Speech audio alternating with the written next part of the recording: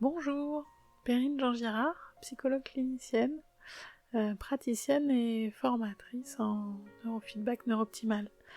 Aujourd'hui, j'avais envie de vous parler du cerveau et des fabuleux mystères du cerveau. J'ai déjà fait un premier podcast sur les hauts potentiels intellectuels, les hauts potentiels émotionnels, et j'ai commencé à aborder la question du cerveau, des différences qu'il peut y avoir dans le cerveau. J'ai eu la chance, il y a 8 ans, de découvrir cette méthode extraordinaire qu'est le neurofeedback neurooptimal, et depuis 8 ans, de découvrir tous les jours dans ma pratique avec mes patients fabuleuses ressources du cerveau, et je trouve ça tellement extraordinaire que ça me donne envie de le partager avec vous. Pourquoi j'ai envie de le partager avec vous ? Parce que mes patients sont sans arrêt surpris de l'utilité que ça peut avoir de comprendre comment marche notre cerveau.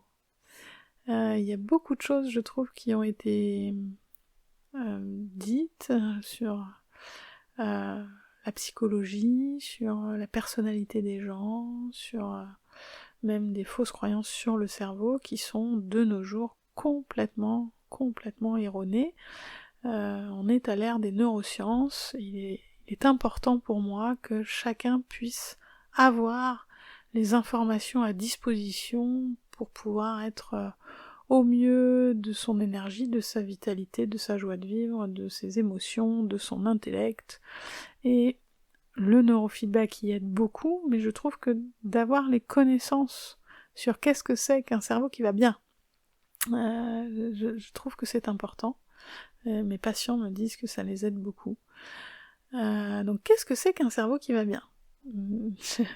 J'aime beaucoup dire qu'un cerveau qui va bien est un cerveau joyeux, c'est un cerveau qui dort bien, c'est un cerveau qui digère bien, c'est un cerveau qui est créatif. Beaucoup de personnes me disent « Oh non, moi je suis pas créatif », mais parce qu'on a une vision de la créativité qui fait souvent référence à l'art, à la musique, mais on peut être créatif en informatique comme on peut être créatif en psychologie, on peut être créatif en éducation avec ses enfants, on peut être créatif en pédagogie, il n'y a pas de limite et il n'y a pas de matière ou de sujet pour la créativité, nous sommes tous créatifs. Pour certains, ils ne l'ont pas encore découvert, mais ça peut faire partie des choses que je fais dans mon métier, faire découvrir aux gens tout le potentiel qu'ils ont en eux et dont ils n'avaient pas conscience. Et un cerveau sain, un cerveau qui va bien, est un cerveau qui s'épanouit et qui crée des opportunités et qui saisit les opportunités. J'aime beaucoup dire que l'hémisphère droit est celui qui crée et l'hémisphère gauche est celui qui saisit.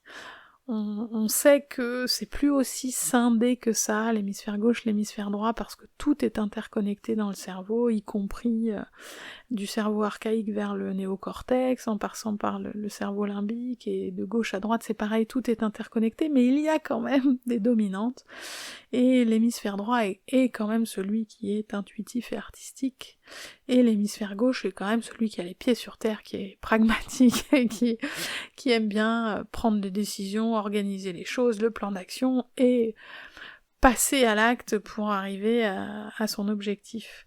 Et ces deux hémisphères sont en interaction permanente, et parfois il y en a un des deux qui traîne la patte, et ça crée une espèce de déséquilibre. Quand on commence à faire des sessions de neurofeedback, souvent le mot qui revient le plus couramment, c'est fluidité. J'ai retrouvé de la fluidité. Mes deux hémisphères sont beaucoup plus en cohérence et tout est plus fluide. Les gens disent aussi beaucoup le mot bizarre. Je saurais pas trop expliquer, mais c'est bizarre. Tout est redevenu normal, mais c'est bizarre. Et ce petit cerveau sain, donc, il crée et il saisit des opportunités. C'est ce qu'on appelle aussi la résilience, c'est-à-dire il est capable de rebondir face aux difficultés.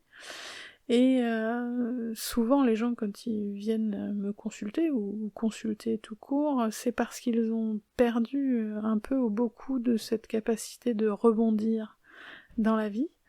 Et le cerveau il est censé naturellement être dans le rebond, ce qu'on appelle surfer sur les vagues, Alors, on a tous plus ou moins des vagues dans la vie qui nous arrivent en pleine figure, et certains, moi j'ai bu la tasse, mais moi je me suis fait prendre dans le rouleau, j'ai été... Voilà, et il y en a d'autres qui disent, moi, la vague elle me passait au-dessus, et hop, j'ai rien vu passer, voilà. Et souvent, on se questionne sur, mais pourquoi est-ce que l'un est plus résilient que l'autre ? Et j'avoue que j'ai commencé à avoir des réponses à ces questions à force de pratiquer le neurofeedback et de voir comment les gens avancent très très vite avec cette méthode pour retrouver un état d'équilibre. Parce que cette méthode n'est absolument pas une thérapie, elle ne soigne pas, elle ne diagnostique pas, elle ne guérit rien, mais elle permet au cerveau de retrouver l'équilibre. Et ça a été formidable pour moi de découvrir la différence dans chacun de mes patients. C'est-à-dire que quelque part, d'une certaine façon, en tant que thérapeute ou en tant que médecin ou en tant que professeur, on essaye d'amener tout le monde un peu vers les mêmes choses, puisqu'on utilise les mêmes méthodes, les mêmes pédagogies, et on essaye de leur apprendre un style de fonctionnement. Le neurofeedback, pour moi, il crée l'inverse. Il donne le mode d'emploi au cerveau, et le cerveau, il devient complètement lui-même, et la meilleure version de lui-même. Et de ce fait, chaque fois que je vois le chemin et l'évolution de mes patients, je trouve ça fabuleux, parce qu'ils sont totalement eux-mêmes, d'une certaine façon que j'aurais pas imaginé, et souvent eux non plus d'ailleurs, ils ont cette surprise, cette espèce de cadeau magnifique de découvrir qui ils sont pleinement, et souvent les gens me disent « Oh, c'est incroyable, je me sens enfin moi, je suis enfin alignée, je sais pas comment je pourrais expliquer ça, je sais même pas comment dire, mais je le sens. » Voilà, et pour moi, le premier changement que je vois chez mes patients, c'est cette sensation d'être aligné au niveau postural, au niveau physique, vraiment, avec un tellement grand bien-être, avec une amélioration des douleurs, une amélioration de la qualité du sommeil, une amélioration de la digestion, du système hormonal, du système immunitaire. Souvent les gens disent « mais je me sens vraiment en meilleure santé, mais au sens large, comme si le cerveau avait réussi à optimiser toutes les facultés purement physiques. » Les sportifs de haut niveau d'ailleurs le disent, ils respirent mieux, ils courent plus vite, ils nagent plus vite, ils arrivent à prendre des meilleures décisions à un petit pouillème de second près quand ils sont dans des sports collectifs, des choses comme ça. Il y a comme une potentialisation de tout ce qui était là en sommeil, dormant à l'intérieur de chacun de mes patients. Et la seconde chose que l'on remarque avec un cerveau qui va bien, c'est qu'il y a des émotions qui sont régulées. Et je fais une immense différence entre la régulation et la gestion des émotions. Oh, moi je gère. J'entends comme ça tout de suite, je contrôle, moi ça va, je contrôle mes émotions. Voilà. Comme je le disais sur mon précédent podcast, les émotions c'est une réaction réflexe à un trop-plein de sensations. Et donc, il n'y a pas à gérer des émotions, bien au contraire, il y a à les laisser circuler. Le neurofeedback m'a appris ça depuis 8 ans, tous les cerveaux sont faits de la même façon, et tous les cerveaux laissent circuler les émotions, et toutes les émotions. Et ça remet en fonction toute la palette des émotions. Souvent, je préviens mes patients que si vous aviez bien cadenassé la tristesse, par exemple, vous allez voir, ça va vous faire tout bizarre, parce que votre cerveau va retrouver le fonctionnement normal, si tant est qu'il y ait une normalité, mais d'avoir dans la palette la tristesse qui peut s'exprimer quand vous vivez quelque chose de triste, et puis hop, c'est sorti, ça peut passer à la colère s'il y a quelqu'un qui outrepasse un peu les limites, et puis vous pouvez subitement vous mettre à être pris d'un immense fou rire parce que l'occasion s'est présentée, comme vous pouvez avoir peur ou vous sentir honteux, coupable, peu importe. Toutes les émotions sont normalement accessibles dans le cerveau et elles sont censées circuler, et elles ne sont pas censées stagner et venir rester pendant des heures ou des jours à l'intérieur de vous. Le neurofeedback, pour moi, ça a été une immense découverte par rapport au processus de deuil. J'ai vu tellement de personnes qui étaient enlisées dans une souffrance extrême après avoir perdu quelqu'un, surtout en cette période de Covid où ça a été très difficile, où certains n'ont même pas pu aller à l'enterrement de leurs proches, enfin ça a été très douloureux. Et je ne sais pas pourquoi, hein, mais le cerveau est extrêmement bien fait, et il peut arriver à archiver tous ces moments difficiles et à laisser le trauma s'évacuer et le quantum d'émotions est élagué. Et on a accès aux souvenirs, ils sont là quelque part, bien rangés, mais ils sont plus sur le devant de la scène, ils sont plus en train d'envahir toute la sphère émotionnelle et on peut tourner la page. C'est ça qu'on appelle la fin du processus de deuil. L'acceptation, c'est quand on arrive à tourner la page. Ça veut pas dire oublier, sûrement pas oublier, mais on peut passer à autre chose en tenant compte de cette nouvelle réalité avec le manque. Et un cerveau qui va bien est un cerveau qui rebondit, et pour rebondir, il faut savoir faire le deuil de ce qu'on a perdu. Et la vie est une succession de deuils. Vous perdez un professeur que vous adoriez, vous déménagez, vous changez de ville, vous perdez des amis, vous perdez une voiture parce que vous avez eu un accident, vous changez de coupe de cheveux, et c'est quelque part une certaine forme de perte d'une partie de votre image. Vous êtes sans arrêt en train de faire des petits ou des grands deuils, et puis à des moments vous perdez des personnes qui vous sont chères, des animaux qui vous sont chers, vous perdez une partie de votre corps, une capacité physique, et tout ça, ce sont des processus de deuil.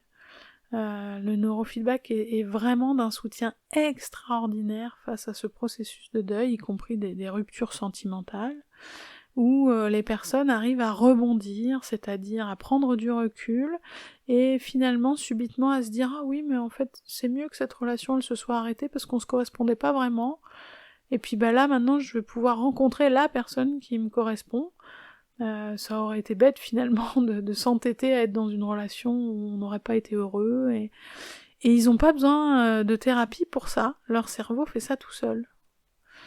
Donc cette régulation des émotions qui se remettent à circuler, ça fait quelque chose de très très confortable à vivre.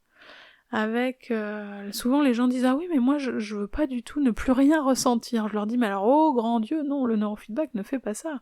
Si vous êtes quelqu'un d'hypersensible ou d'hyper émotif, vous allez rester sensible et émotif, mais vous n'allez pas vous faire envahir et vous n'allez pas ressentir le côté négatif ces émotions qui peuvent submerger. Voilà, vous n'êtes plus submergé par les vagues. Vous allez sortir la tête de l'eau, prendre du recul, et ensuite votre cerveau met du sens sur tout ça.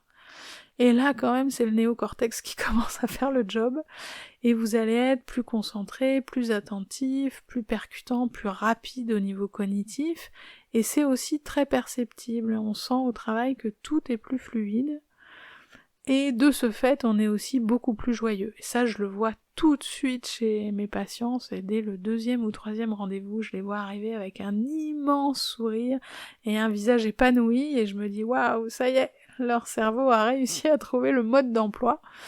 Évidemment, c'est pas pour tout le monde que ça se produit dès les premières séances, mais c'est assez fabuleux de voir ces transformations personnelles qui se font sans l'aide d'une personne extérieure, juste en renvoyant du feedback au cerveau, en lui donnant une toute petite information très utile, qu'il sait déjà, mais qu'il a besoin qu'on lui souligne un petit peu régulièrement. Pour ceux d'ailleurs qui voudraient plus d'informations, j'ai fait plusieurs vidéos sur YouTube sur le neurofeedback, donc une très récente, très courte, qui explique vraiment le fonctionnement du neurofeedback neurooptimal et pourquoi ça marche. Voilà, n'hésitez pas, si ce podcast vous a suscité des réflexions, des questions, à le mettre en commentaire en dessous, et je me ferai un plaisir de répondre à tout ce qui a pu émerger dans vos chers petits cerveaux, tous aussi différents les uns des autres. Très bonne journée à vous!